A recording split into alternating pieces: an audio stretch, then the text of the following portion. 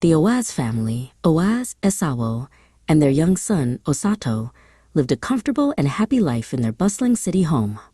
When they decided they needed an extra pair of hands, they hired a new maid. Her name was Yetund. Yetund was quiet, almost silent, moving through the house like a shadow. Everything seemed fine, except for Bruno, the family's usually boisterous dog. Bruno refused to go near the new maid, crouching low to the floor and letting out a deep, nervous growl whenever Yetund came close. Soon, strange things began to happen, starting with Osato. The 10-year-old would wake up with faint, unexplained red scratches on his arms and legs. When his mother, Esawo, saw them, her face filled with worry. "How did this happen, my little one?" she asked. The mysterious scratches stopped, but then the nightmares began.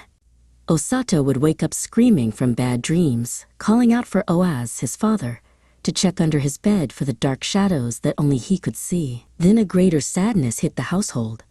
Esawo was expecting a new baby, but the joy was suddenly taken when she suffered a heartbreaking miscarriage. The light of happiness in the house dimmed, replaced by a heavy, quiet grief. Soon after, Oaz's successful business, which he had worked so hard to build, suddenly began to fail. Important deals collapsed, and he lost a huge amount of money. Every new day brought fresh worries and heavier bills. One night, Oaz and Esawo sat up talking long after everyone else was asleep. They spoke in whispers about the chain of bad fortune. As they talked, a chilling realization dawned.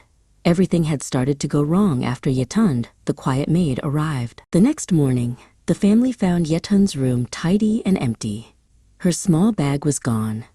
She had vanished as quietly as she had appeared. Oaz and Esawo knew they couldn't stay in the house any longer. They needed help to understand the darkness that had settled over their family. They went straight to their church and found Reverend John. The wise, kind man listened patiently as they recounted everything.